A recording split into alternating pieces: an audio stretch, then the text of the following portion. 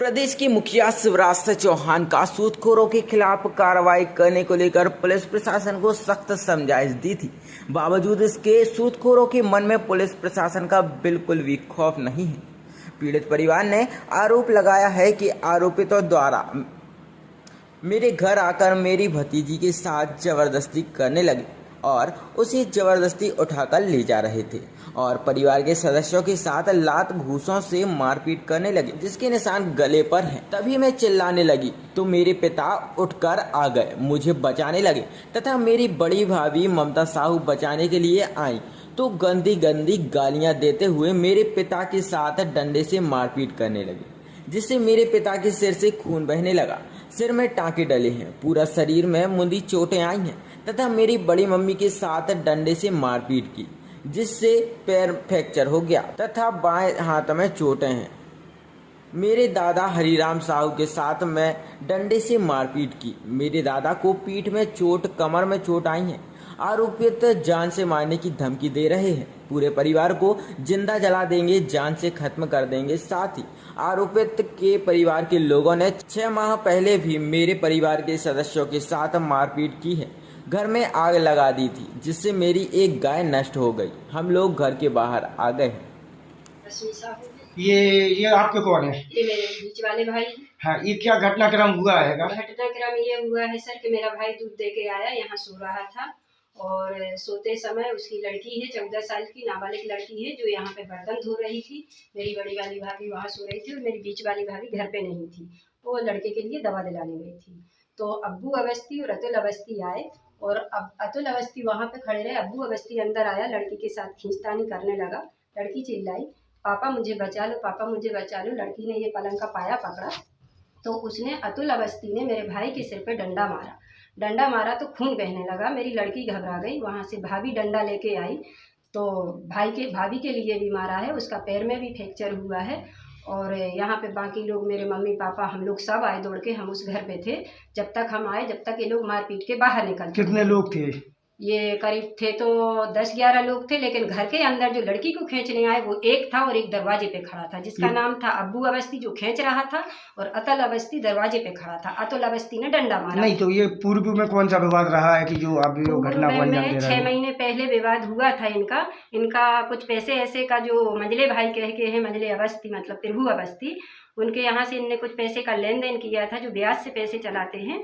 तो वो पैसा ये नहीं दे पाए और इन्होंने बोला भी था कि हम देंगे आपका पैसा, उसके लेके विवाद हुआ था। नहीं तो अगर पैसा नहीं देते हैं तो क्या वो घर में घुस के किसी की माँ बहन को उठा के ले जा सकते हैं?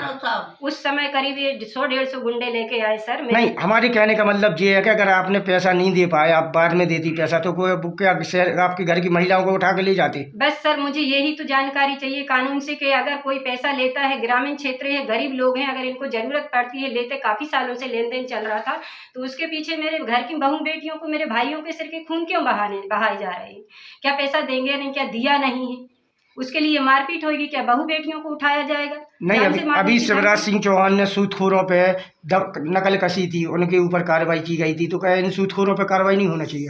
होना चाहिए सर। सामने वाला बोलता है कि अगर कोई गांव के अंदर गवाही दे देगा तो मैं देख लूंगा उसको, और ये लड़की ज्यादा बोल रही है, इसको मारा जाए, यहाँ इसको घर की औरतें, सब औरतें, अवस्थी परिवार की औरतों से मिलकर इसको पिटवाया जाए। मतलब मेरे लिए जान का खतरा है, मेरे भाई, मेरा पूरा परिवार खतरे से बाहर खाली तो नहीं है। मारपीट की कितनी बार घटना को अंजाम दी? मारपीट की ये 2 बार घटना हो चुकी है सर। 6 महीने के अंदर मेरे पास वीडियो भी मौजूद है। नहीं तो आपने थाना गोपालगंज में FIR दर्ज नहीं कराई? नहीं, उस समय मेरे भाइयों ने रिपोर्ट नहीं लिखाई थी सर।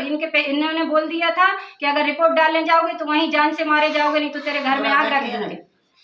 अभी आपने FIR दर्ज कराई? अभी FIR दर्ज कराई है, गए थे, लेकिन 5 घंटे बाद जब 181 की है तब FIR तैयार की गई है, लेकिन उस तरीके से नहीं की गई है। तो फिर हमने महिला थाने में FIR की है और फिर SP जी को आवेदन दिया है। तो क्या आश्वासन मिला है वहाँ से? अभी वहाँ से ये मिला है कि थोड़ा सा वक्त लगेगा, आपकी सुनवाई होगी, लेकिन अभी तक आज के अब आप क्या चाह रहे हैं? मुझे न्याय चाहिए।